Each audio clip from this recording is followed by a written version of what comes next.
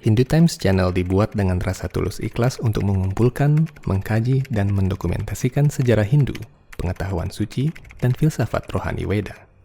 Apabila Anda ingin mendukung channel ini, kami mengundang Anda untuk mengklik tombol like dan subscribe, serta membagikan konten-konten kami.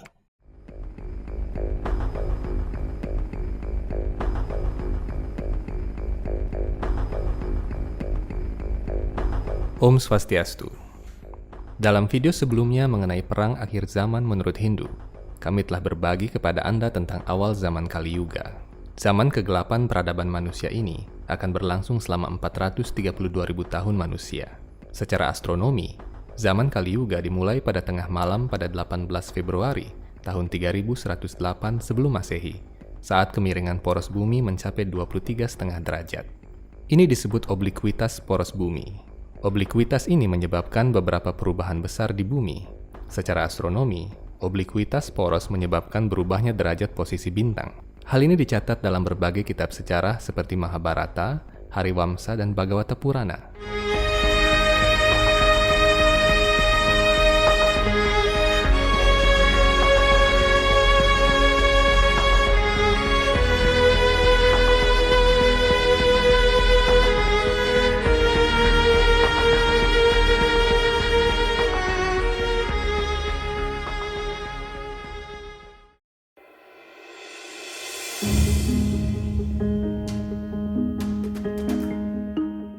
Ada banyak peristiwa berpindahnya posisi bintang pada seputaran 5.000 tahun yang lalu, seperti berubahnya posisi bintang Abhijit atau Vega di rasi bintang Lira. Menurut ilmu Jyotisa, bintang Abhijit adalah bintang paling mujur di angkasa. Dinyatakan bahwa bintang ini menguasai waktu tengah malam. Siapapun yang lahir di bawah pengaruh bintang ini akan menjadi pemimpin manusia yang hebat. Apabila suatu ritual khusus dilakukan saat bintang Abhijit berada di angkasa, maka orang yang melakukan ritual tersebut pasti akan menang dalam perang. Sebelum perang Mahabharata, Duryodhana mengetahui tentang khasiat bintang Abhijit ini. Karena itu dia berencana melakukan sebuah ritual api suci saat bintang ini ada di angkasa, agar dia menang dalam peperangan. Namun Tuhan Sri Krishna mengetahui rencana jahat ini. Beliau dengan mudahnya menggeser posisi bintang Abhijit dan mengeluarkannya dari jajaran naksatra utama di wilayah ekliptik langit. Karena itu ilmu Jyotisa modern hanya mengenal 27 naksatra atau bintang utama, padahal sesungguhnya di masa lalu jumlahnya adalah 28. Zaman Kali Yuga dimulai saat rasi bintang Saptarsi atau Ursa Minor bersinggungan dengan garis bujur langit yang dikenal dengan nama Magha Rasi. Pada saat itulah Kali mendapatkan kekuatan besar. Sesungguhnya mulai dan berakhirnya suatu zaman adalah kehendak Tuhan. Dharma dan adharma silih berganti menguasai dunia juga adalah atas kehendak Tuhan. Zaman Kali Yuga adalah saat adharma berkuasa di bumi. Namun di balik semua itu, Tuhan memiliki rencana luar biasa untuk menyelamatkan umat manusia yang beruntung. Pada saat ini, zaman kegelapan Kali Yuga baru memasuki tahap awal. Namun ketika mencapai kuartal akhirnya, keadaan bumi akan jauh lebih mengerikan. Kemarau panjang bercengkrama selama 100 tahun, dan 100 tahun setelahnya, hujan berpesta pora tanpa henti. Ukuran badan manusia akan menciut drastis menjadi setengah dari tinggi rata-rata manusia saat ini. Semua kengerian ini dikisahkan panjang lebar dalam Veda Kalki Purana yang disusun oleh Maharsi Vyasa, acarya besar umat Hindu, nun jauh sebelum agama-agama lain di dunia ini lahir dan menyebutkan tentang akhir zaman. Zaman Kali Yuga adalah yang terakhir dari putaran 4 zaman. Pada zaman ini, Tuhan Sri Krishna memberikan kesempatan kepada Kali untuk menguasai dunia dan menyeret manusia yang tidak berlindung pada Tuhan ke dalam jurang perbuatan yang berdosa.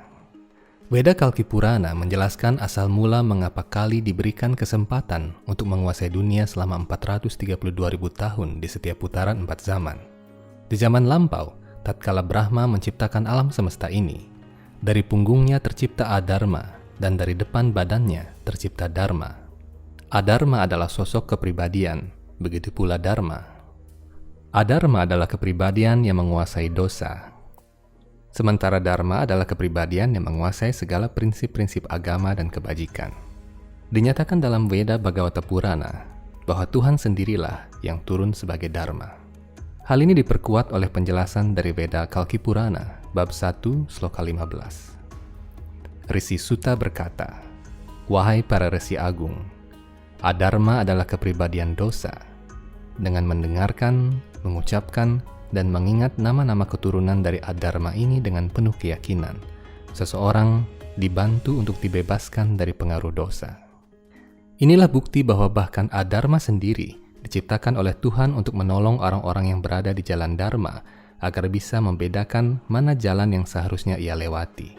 Ini juga membuktikan bahwa walaupun kitab suci Weda menjabarkan tentang iblis Hiranyakashipu misalnya, yang bukan main jahatnya, kisah sejarah itu tetap menyucikan siapapun yang menyimaknya karena itu terkait dengan kegiatan rohani dan rencana ajaib Tuhan. Bagaikan seorang penguji yang galak dan bersikap bermusuhan, namun tatkala peserta didik lulus, ia pun memberikan selamat dengan ramah.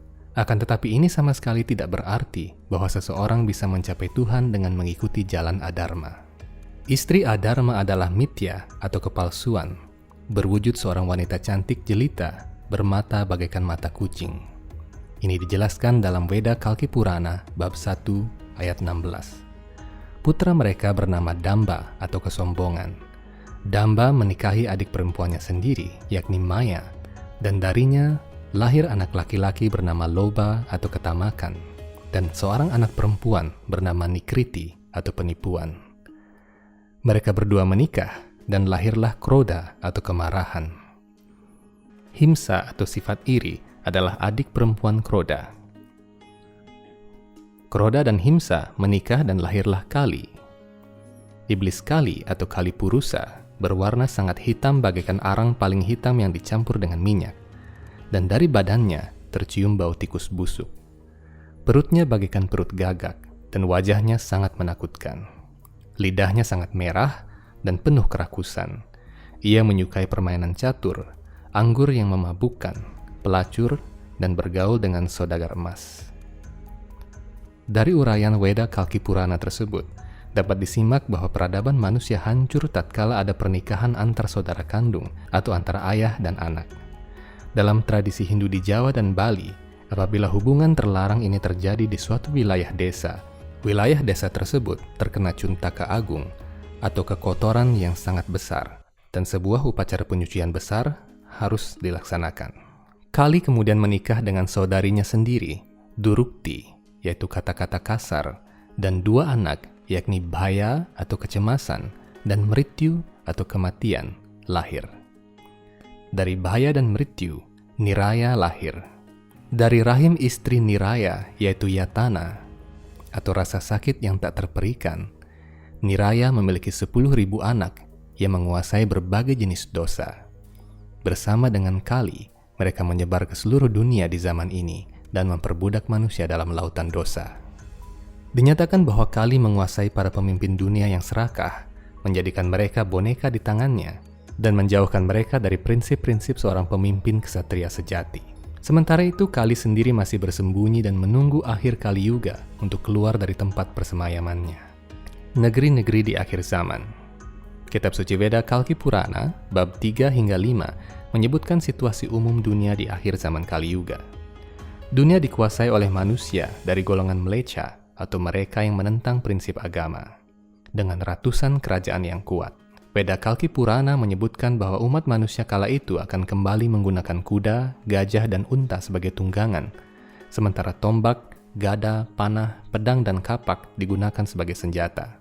Oleh karena itu Tuhan Sri Krishna muncul sebagai Kalki Awatara dengan menunggang kuda dan bersenjata pedang. Ini bukanlah simbol belaka. Banyak kalangan yang menafsirkan secara keliru bahwa Kalki Awatara akan menunggangi mobil terbang dan memakai pedang laser seperti dalam film fiksi ilmiah. Ini sama sekali tidak dibenarkan.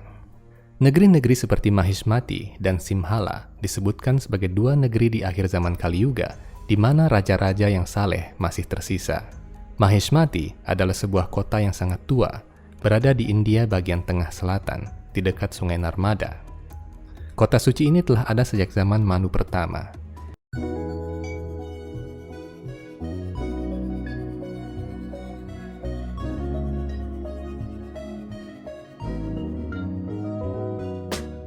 Sebelum video ini kita lanjutkan, kami menawarkan beberapa jenis merchandise untuk Anda. Kami menyediakan t-shirt, tote bag, dan majalah Hindu Times edisi 13 hingga 15. Untuk membeli secara online, silakan klik link pada kolom deskripsi.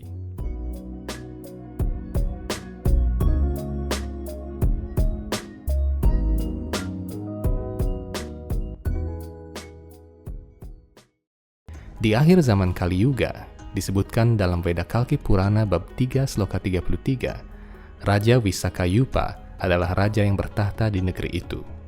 Dia adalah seorang penyembah Tuhan yang murni, satu di antara sangat sedikit orang religius yang tersisa di muka bumi nanti. Sementara itu nama Simhala menunjuk pada sebuah pulau di tengah-tengah lautan di pesisir selatan. Nama ini bahkan saat ini menunjuk pada Sri Lanka.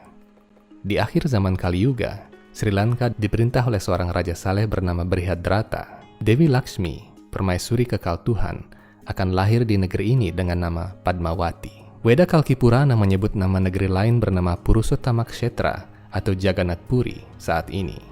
Rupanya, kota ini dan Pura Jagannatha Puri masih ada hingga akhir zaman Kali Yuga.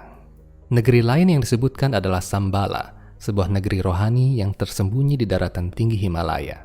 Negeri tersebut saat ini belum tampak dan akan menjadi tempat munculnya Tuhan sebagai Kalki Awatara.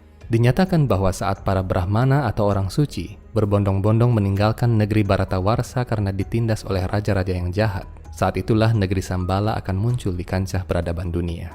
Ada negeri lain lagi yang bernama Kalapa. Veda Bhagavata Purana menyebut Kalapa sebagai sebuah desa di Himalaya. Kalapa berada di dekat Sambala dan telah disebutkan dalam sejarah Veda sejak zaman Ramayana. Ketika Mahapadmananda, Raja Lalim yang menentang Veda, menyerang kota Ayodhya pada tahun 400 sebelum Masehi, Raja Sumitra, raja terakhir dinasti Surya Wamsa, yang adalah keturunan Sri Rama, meninggalkan kerajaannya dan mengungsi ke desa Kalapa yang tersembunyi dari pandangan manusia biasa. Selain negeri-negeri tersebut, ada pula disebutkan negeri Balata Nagara yang diperintah oleh Sasidwaja. Dalam kelahirannya terdahulu, Sasidwaja adalah jenderal Satrajit yang terlibat dalam konspirasi permata Syamantaka di kota Dwaraka. Tampaknya menjelang perang terakhir dengan iblis Kali, semua rekan Tuhan juga turut serta turun ke bumi untuk mengiringi kegiatan rohaninya yang memukau. Tak hanya melibatkan manusia biasa, peperangan antara Kalki Awatara dengan para barbar juga melibatkan kaum raksasa. Jika tidak demikian, Tuhan tidak perlu sampai turun untuk membinasakan mereka. Dua iblis tangguh yang turut serta dalam skenario kemerosotan dunia adalah dua iblis bersaudara bernama Koka dan Wikoka yang memiliki track record sebagai residivis lawas dalam sejarah Veda. Dalam kelahiran sebelumnya, Koka dan Wikoka adalah raksasa Madu dan Kaitaba yang dibunuh oleh Tuhan. Mereka berinkarnasi kembali dalam lila Tuhan di zaman Kali Yuga. Kedua iblis ini sangat tangguh dan tidak bisa dibunuh bahkan oleh para dewa sekalipun. Namun Tuhan membunuh mereka hanya dengan satu pukulan tangan Padmanya yang perkasa. Menariknya, dalam kisah-kisah mengenai akhir zaman yang termuat dalam kitab suci agama-agama lain, nama-nama serupa muncul. Ada Gog dan Magog dalam Perjanjian Lama, serta Yajuj dan Majuj dalam sejarah Islami. Keduanya dinyatakan muncul ketika zaman saat ini mencapai akhir. Ada yang menyatakan bahwa mereka adalah dua bangsa, dua suku, atau dua pribadi. Namun Veda Kalki Purana menyatakan bahwa Koka dan Wikoka adalah dua iblis yang bersaudara. Pertempuran melawan Kali. Bab 20 dan 21 dari Veda Kalki Purana bagaikan sebuah kisah epik yang sangat menegangkan. Bab ini mengisahkan bala pasukan Kalki Awatara yang terdiri atas para Brahmana terbaik dengan tanda-tanda suci di badan dan dahi mereka, bertempur dengan menggunakan senjata-senjata surgawi melawan anak buah iblis Kali. Armada pasukan Kalki Awatara terbagi menjadi dua. Armada pertama dipimpin oleh Raja Visakayupa, Raja Maru, dan Raja Dewapi. Maru dan Dewapi adalah keturunan Sri Rama dan Santanu yang akan memerintah bumi setelah Kali Yuga berakhir. Armada pertama bertugas menyerang bangsa-bangsa barbar seperti para Mlecha, Yawana, dan sebagainya di seluruh pusat-pusat peradaban di dunia. Jumlah kekuatan tempur armada pertama adalah 100.000 gajah, 10 juta pasukan kuda, 7.000 kereta, dan 200.000 infanteri. Sementara itu armada kedua dipimpin oleh Kalki Awatara sendiri. Armada kedua berperang dalam dimensi realitas yang lebih tinggi. Perang armada kedua ini tidak melibatkan manusia biasa. Para perwira armada kedua adalah pribadi-pribadi yang lebih tinggi kedudukannya daripada manusia biasa, seperti para dewa, para brahmana terbaik, dan kepribadian Dharma. Kalki Awatara memimpin armada sebanyak 10 aksauhini. Satu aksauhini terdiri atas 21.870 kereta, 21.870 gajah, dan 106.950 infanteri, serta 65.600 kavaleri. Saat itu kepribadian Dharma yang berwujud seseorang hadir di hadapan Tuhan dalam penyamaran sebagai seorang Brahmana. Demikian pula semua kepribadian sifat-sifat suci seperti kejujuran, karunia, abhaya atau tanpa rasa takut, sukha atau kebahagiaan, priti atau cinta kasih, yoga atau pengendalian diri, ksema atau sifat memaafkan, smriti yaitu ingatan yang tajam, sraddha yaitu keyakinan, maitri yaitu kasih sayang, serta santi atau kedamaian hadir dalam samaran sebagai para Brahmana terbaik dan tergabung dalam armada kedua. Semua kepribadian itu telah pergi meninggalkan planet bumi selama masa Kali Yuga karena dijajah oleh para pasukan Kali. Namun saat itu, karena Tuhan berada di bumi sebagai Kalki Awatara, semua kepribadian sifat-sifat kebajikan itu kembali turun menginjakan kaki di bumi. Dengan kata lain, armada kedua adalah armada pasukan kepribadian suci yang tanpa noda. Dalam pasukan itu bergabung pula kepribadian Satya Yuga atau Satya Yuga Purusa. Kalki Awatara menobatkan Dharma sebagai panglima pasukan. Beliau berjanji akan selalu berada di belakang Dharma untuk membantunya kapanpun diperlukan. Armada pasukan pertama menghancurkan kerajaan-kerajaan meleca yang membebani dunia, menghukum penjahat yang menyamar menjadi raja-raja yang licik. Sementara itu armada kedua menyerbu ibu kota kediaman Kali yang udaranya berbau daging sapi busuk. Kota itu dikenal dengan nama Wisasana. Mendengar armada Tuhan tiba di gerbang kotanya, seraya meniupkan trompet kerang, Kali kemudian menghimpun pasukannya yang terdiri atas himpunan kepribadian sifat-sifat yang buruk dan jahat. Kepribadian Dharma dan Satya Yuga berhadapan melawan Kali, sementara semua armadanya bertempur satu lawan satu dengan bala pasukan Kali. Para dewa menyaksikan perang yang sangat mengerikan ini dari angkasa dengan perasaan takjub. Menyadari bahwa kekuatannya melemah karena kehadiran Tuhan di bumi, Kali turun dari keretanya, memutar haluan dan kembali masuk ke kota Wisasana yang dihuni burung hantu dan binatang-binatang mengerikan. Ia menyadari bahwa Dharma memperoleh kekuatannya kembali karena Tuhan telah turun ke bumi. Dharma dan Satya Yuga menghancurkan kereta Kali yang ditarik oleh keledai-keledai hitam. Panji-panji Kali yang bergambar burung hantu jatuh dan hancur berantakan. Kitab Suci Weda Kalki Purana, bab 21, sloka 9 menyebutkan, Dharma dan Satya Yuga masuk ke ibu kota Kali di negeri Wisasana dan membakar seluruh kota itu dengan panah-panah api. Kali pun terbakar bersama kota-kotanya, namun rupanya ia berhasil selamat. Ini menandakan bahwa walaupun Kali telah kalah, ia berhasil selamat. Tuhan membiarkannya tetap hidup hingga zaman Kali di putaran berikutnya. Kemudian bab 21 sloka 10 menyatakan, karena seluruh anggota keluarga dan armadanya tewas dalam kebakaran dahsyat itu, Kali tak punya jalan lain kecuali menyerah. Ia meninggalkan kerajaannya dan pergi ke negeri yang sangat jauh, sembari terus-menerus meneteskan air mata kekalahan. Karena Kali telah menyerah, maka kekuatan orang-orang jahat di muka bumi menjadi berkurang. Dengan cepat bagaikan lewatnya malam, pasukan Raja Wisakayupa, Raja Maru, dan Raja Dewapi menumpas semua manusia biadab di muka bumi ini. Kalki Awatara sendiri membunuh 2 iblis Koka dan Wikoka. Tatkala perang berakhir, semua makhluk di bumi ini dapat mencium bau wangi cendana dari badan Kalki Awatara. Karena mencium aroma wangi badan Tuhan, pikiran semua manusia seketika menjadi suci, bagaikan keluar dari mimpi buruk yang sangat gelap setelah sekian lama. Kecerdasan rohani setiap orang mulai bangkit, langit kembali cerah, dan bumi kembali segar dan hijau seperti sedia kala. Dharma dan bala pasukannya dapat kembali bebas berkeliling dunia tanpa ancaman.